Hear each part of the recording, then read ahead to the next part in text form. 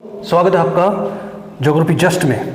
Geography just की world series के अंतर्गत आज जो हमारा टॉपिक है पार साइबेरियन रेल मार्ग, इसको कि ट्रांस साइबेरियन रेल मार्ग के नाम से भी जानते हैं। तो सबसे पहले तो हम बात करेंगे कि ट्रांस साइबेरियन रेल मार्ग किसे कहते हैं या पार महाद्वीपीय रेल मार्ग किसे कहते हैं।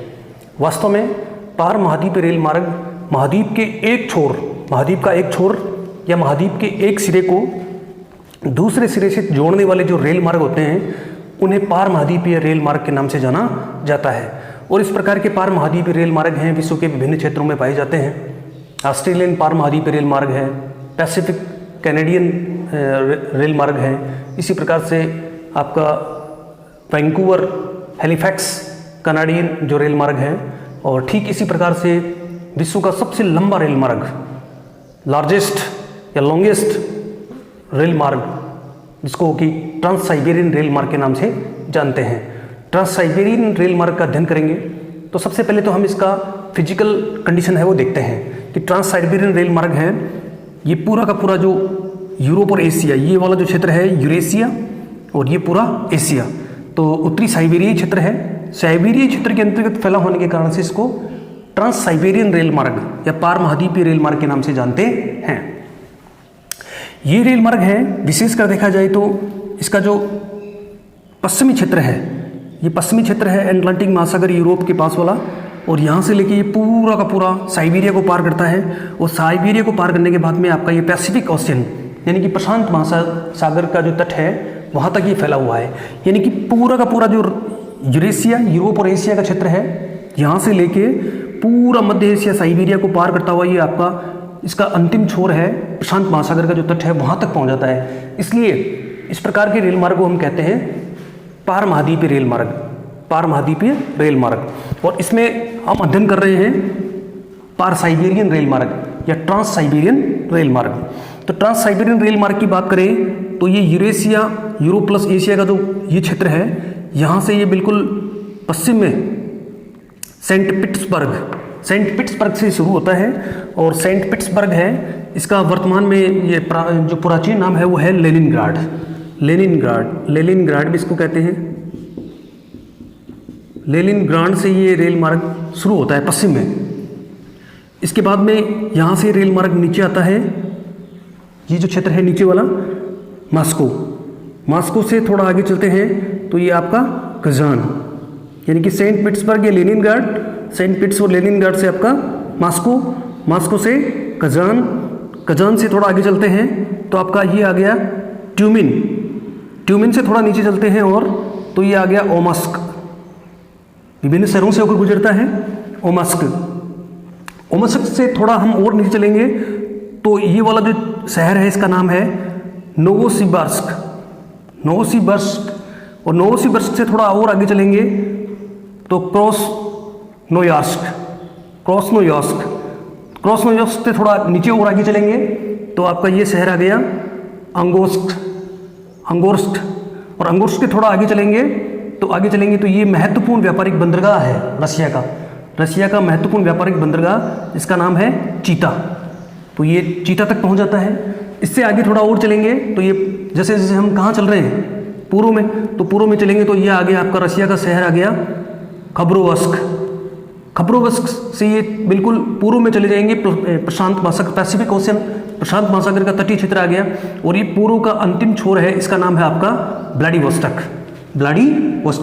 तो प्रशांत जो ट्रांस साइबेरियन रेल मार्ग है ये पूर्व में सेंट पीटर्सबर्ग जिसका प्राचीन नाम क्या है लेनिनग्राड से ये यूरेशिया का पार्ट है, यूरोप प्लस एशिया, यानी कि यूरोप और एशिया का जो भाग है उसको कहते हैं यूरेशिया। तो यूरेशिया के ये जो क्षेत्र हैं सेंट पीटर्सबर्ग या लेनिनग्राड, यहाँ से शुरू होकर ये पूर्व की ओर अंतिम छोर, इसका लास्ट बिंदु है, इसका नाम है व्लादिवोस्टक। तो ये व्लादिवोस्टक तक चला जाता है। इस प्रकार से इसका नाम क्या है पार महाद्वीपीय रेल मार्ग। पार महाद्वीपीय रेल मार्ग की बात करें तो इसकी विभिन्न शाखाएं अलग अलग भी चली जाती हैं, जैसे कि इसकी जो ये वाली शाखा है यहाँ से इसकी एक शाखा चली जाती है आपकी यूक्रेन की ओर, इससे थोड़ा नीचे चलेंगे तो इसकी एक शाखा कजाकिस्तान की ओर चली जाती है, इसकी एक शाखा है वो दक्षिण की ओर मुड़ती है और दक्षिण की ओर मुड़कर आपकी मंगोलिया, और मंगोलिया से चाइना की ओर चली जाती है। मंगोलिया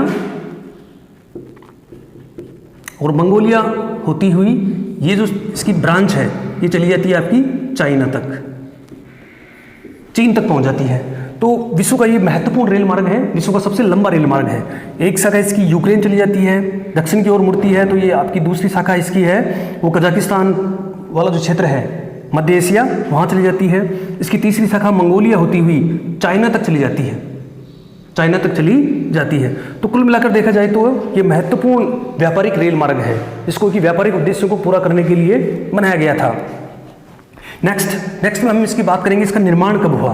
तो बिल्कुल पार महाद्वीपीय ट्रांस साइबेरियन रेल मार्ग का निर्माण 1891 से 1916 यानी कि 1891 से लेके 1916 के मध्य में जो राजशाही शासन था रशिया में जार, उस समय 1891 से लेके 1916 के मध्य में इस रेल मार्ग का निर्माण किया गया। अब बात करेंगे इसकी लेनिनग्राड से लेके व्लादिवोस्टॉक तक इस रेल मार्ग की जो लंबाई है, क्योंकि ये पूरा महाद्वीप पार कर रहा है, यूरेशिया और यूरोप को पार करता है, इसलिए रेल मार्ग की लंबाई है 9560 किलोमीटर है। लेनिनग्राड सेंट पीटर्सबर्ग से लेकर व्लादिवोस्टॉक तक इस रेल मार्ग की लंबाई 9560 किलोमीटर है। यदि हम इसके ट्रैक की गेज की बात करें, कितना गेज है, तो ट्रैक का गेज है वो है आपका 1520 mm का इसका ट्रैक गेज है। नेक्स्ट बात करेंगे हम नंबर थर्ड पे आपका है ये पश्चिम में सेंट पीटर्सबर्ग पश्चिम में से व्लादिवोस्टॉक को जोड़ता है। आप देख चुके हैं ये पश्चिम का जो क्षेत्र है इसका नाम है सेंट पीटर्सबर्ग या लेनिनग्राड, और ये पूर्वी क्षेत्र है जो पैसिफिक ओशियन प्रशांत महासागर के तट के ऊपर स्थित है उसका नाम है व्लादिवोस्टॉक। तो ये पश्चिम में सेंट पीटर्स और व्लादिवोस्टॉक को जोड़ता है। नेक्स्ट हम बात करेंगे ये रेल मार्ग है वो दोहरा है, यानी कि इसमें आने और जाने के लिए दो लाइनें बिछाई गई हैं। दोहरा है, विद्युतीकृत है, यानी कि इसमें इलेक्ट्रिसिटी से चलने वाली जो बिजली से चलने वाली गाड़ियां हैं उनका संचालन किया जाता है। ये एक प्रकार से पार महाद्वीपीय रेल मार्ग है, यानी कि महाद्वीप के एक छोर से दूसरे छोर को या एक सिरे से दूसरे सिरे को जोड़ता है। नेक्स्ट हम बात करेंगे इस यहाँ का फिजिकल कंडीशन, यानी कि भौतिक विभाग कैसे हैं इसके। तो इसके पश्चिम में यूराल पर्वत है, वोल्गा नदी है, मंगोलिया और चीन को इसमें ट्रैक जाते हैं। यहाँ इसको देखते हैं हम, तो ये वाला जो क्षेत्र है यूरोपियन रूस की सबसे लंबी नदी है आपकी वोल्गा नदी है, ये आगे जाकर कैस्पियन सागर में अपना जल डालती है। तो ये यूरोपियन रूस की सबसे लंबी नदी है, तो ट्रांस साइबेरियन रेल मार्ग है यूरोप वोल्गा नदी को पार करके हुए आगे बढ़ता है। इसी प्रकार से यूरोप और एशिया को पृथक करने वाला जो पर्वत है उसका नाम है यूराल माउंटेन रेंज है, वो यूरोप और एशिया को पृथक करते हैं। तो यहाँ से ये रेल मार्ग है ये आपका यूराल पर्वत को भी पार करता है, ओमस्क इक्वेटर्स ये जो क्षेत्र है इनको भी पार करता है। आगे चलते हैं तो आगे ये जो क्षेत्र है आर्कटिक महासागर वाला क्षेत्र है, और यहाँ से आपकी जो नदी है ओब रिवर है ये यहाँ से निकलती है। इससे थोड़ा और आगे पूर्व में चलेंगे तो यहाँ से ये मध्य एशिया वाला क्षेत्र है, साइबेरिया का क्षेत्र है। तो यहाँ से आपकी येनिसी रिवर यानी कि येनिसी नदी यहाँ से निकलती है, और येनिसी नदी को ये जो ट्रांस साइबेरियन रेल मार्ग है ये पार करता है। इससे थोड़ा और आगे पूर्व में चलेंगे तो यहाँ से आपकी लीना नदी निकलती है, और लीना नदी को भी ये ट्रांस साइबेरियन रेल मार्ग है ये पार करता है। तो यहाँ से देखिए हम तो सबसे बड़ी नदी है यूरोपियन रूस की वोल्गा के बाद में आपके आगे ये यूराल माउंटेन रेंज इसको पार करते हैं। उसके बाद में मध्य एशियाई क्षेत्र है, यहाँ पर रशिया की सबसे लंबी नदी है ओब नदी है, इसको पार करता है। इसके आगे चलेंगे तो येनिसी, और लास्ट में आपकी जो पूर्वी क्षेत्र में चलेंगे तो आपकी आगे लीना। तो ओब, येनिसी, लीना माउंटेन रेंज के अंतर्गत आपका यूराल पर्वत और वोल्गा रिवर है, इसको ये पार करता है।